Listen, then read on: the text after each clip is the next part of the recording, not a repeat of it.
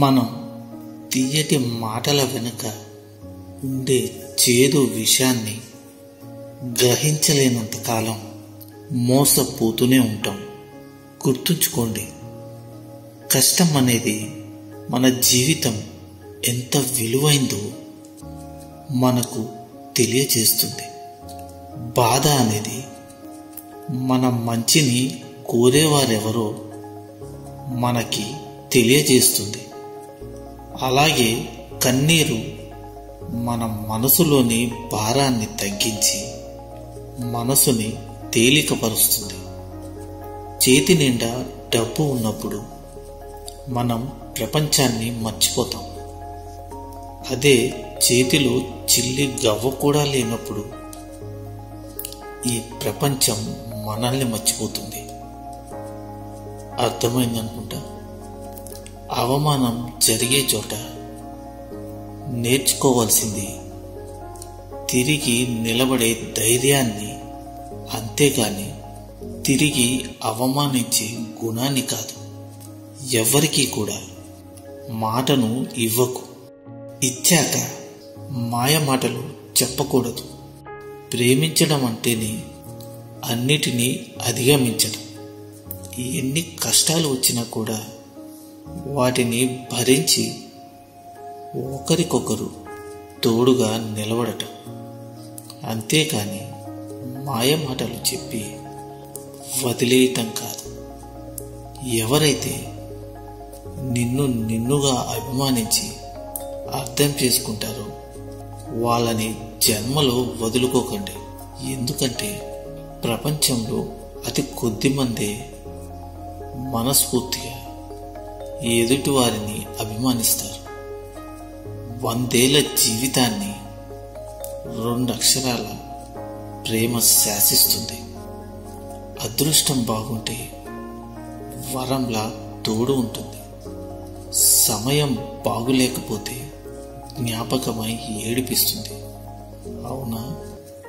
మనం కావాలి అనుకున్నప్పుడు మన నుండి దూరం అయ్యే ఒక చేదు నిజం, మనం వద్దు అనుకున్నప్పుడు మన దగ్గరకు వచ్చి మళ్ళీ తిరిగి రానంత దూరం వెళ్ళిపోయే ఒక తీయటి జ్ఞాపకమే ప్రేమంటే. ఎవరో వచ్చి ఏదో చేస్తారని ఊహల్లో కూడా అనుకోకు. ఎవరు ఉన్నా లేకపోయినా నీకు నువ్వే చివరి వరకు. నీ నవ్వే నీ గెలుపు. అలాగే నీ జీవితంలో నీ మనసే నీకు తోడు. ఎప్పటి వరకు అంటే కడ వరకు. ఎవరి మీద కూడా మరీ ఎక్కువగా ఆశలను పెట్టుకోకండి. మీరేమీ వాళ్ళ ప్రపంచం కాదు. వాళ్ళకంటూ మరో ప్రపంచం ఉంటుంది. అర్థం చేసుకోండి. కష్టపడి నిద్రపోయేలోపు సగం రాత్రి ముగిసిపోతుంది.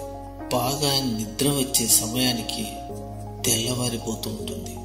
ఒక మధ్యతరగతి వారి జీవితంలో ఎప్పుడూ కూడా ఇలాగే ఉంటుంది. ఊపిరి పీల్చుకునే ప్రతి గుండెలోనూ కొంత బాధ అనేది తప్పకుండా ఉంటుంది. కొందరు దాన్ని కన్నీళ్లతో చూపిస్తారు, మరికొందరు చిరునవ్వుతో చూపిస్తారు.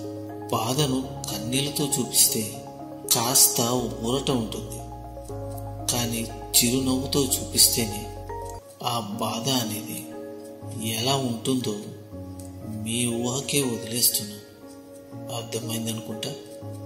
ఈ రోజుల్లో మౌనంగా ఉండటమే మంచిది. ఎందుకంటే కాలం కలిసి రానప్పుడు మనం చేసేది మంచి పనైనా సరే మాట పడక తప్పదు కాదంటారు. కొందరిని అర్థం చేసుకునే ప్రయత్నంలో మనకు మనమే అర్థం కాకుండా పోతాం. అర్థమైందనుకుంటా. మర్చిపోవటం అంటే కనపడని కన్నీటిని దాస్తూ నవ్వుతున్నట్లు నటిస్తూ బ్రతకడమే.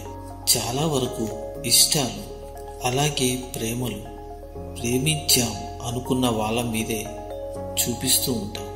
కానీ కోపాలు మాత్రం నిజంగా ప్రేమించిన వాళ్ళ మీదే చూపిస్తాం. కొందరికి ప్రేమించిన వారిని బాధ పెట్టడమే అలవాటు. మరికొందరికి బాధపడుతూ కూడా ప్రేమించడమే అలవాటు. ఎందుకంటే వారికి ప్రేమ యొక్క విలువేంటో తెలుసు కాబట్టి. అలాగే వారికి బాధ్యత యొక్క బరువులు, బంధాల యొక్క విలువలు తెలుసు కాబట్టి. జీవితంలో బాధ్యతలు లేని బాల్యం కంటే బాధ్యతలు గల యవ్వనమే నిన్ను ఎక్కువగా ఏడిపిస్తుంది. ఏం కావాలో కాదు, అప్పుడప్పుడు ఏం వదులుకోవాలో కూడా తెలుసుకోవాలి. అర్థమైందనుకుంటా. అడిగి అలసిపోవడం కన్నా అర్థం చేసుకొని ఆగిపోవటమే మంచిది. అర్థమైందనుకుంటా. నీ యొక్క చెయ్యి పట్టుకొని నడిపించిన వాళ్ళని, అలాగే చెయ్యి పట్టుకొని నడిచే వాళ్ళని ఎప్పటికీ మరువకు. అలాగే వదిలిపెట్టకు. వారికి ఎవరున్నారు? మీరు తప్ప. మనుషులు ఎలా ఉంటారు అంటే ఎవరికి చెప్పకూడదు అని నమ్మకంగా చెప్పినవే 10 మందికి పంచేస్తారు. అందరికీ చెప్పు అన్నది మాత్రం మనకెందుకులే అని వదిలేస్తారు. తెలివిగా ఉండటం నేర్చుకోండి. ఇష్టం వేరు, అలాగే ప్రేమ వేరు.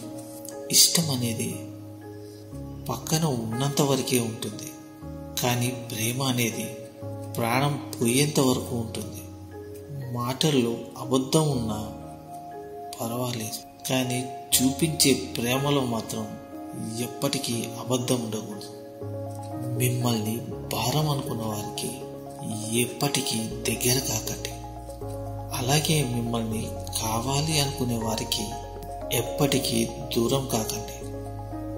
రేపు అనే రాత ఏంటో తెలియనప్పుడు నేడు అనే మీ సంతోషాన్ని వదులుకోకండి. నువ్వు విన్నది అంత త్వరగా నమ్మకు.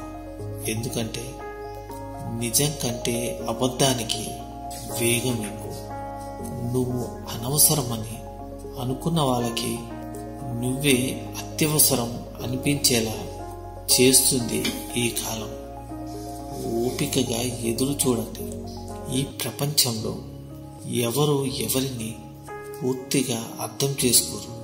అలా అర్థం చేసుకుని ఉంటే ఎవరు ఎవరికి దూరం అవ్వరు. మనలోని నిజాయితీ ఎదుటి వాళ్ళకి ఉపయోగపడే వరకే మనం గొప్పవాళ్ళం.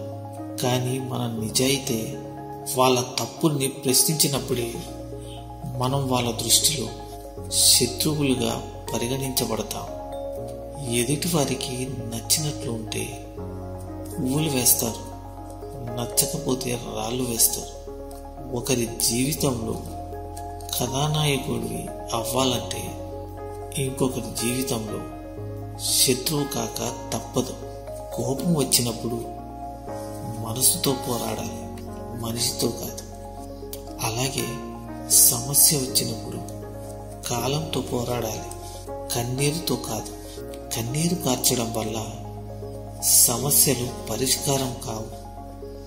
ధైర్యంగా ఉండండి. ఇక అందరూ నాతో పాటు ప్రేమతో ధ్యానించండి. రాధాకృష్ణ.